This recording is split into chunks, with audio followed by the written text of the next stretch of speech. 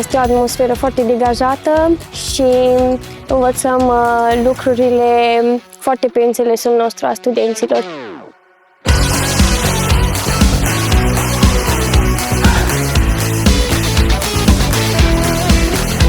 Sunt bucuros să particip și la a doua ediție a acestui minunat eveniment, Future Manager.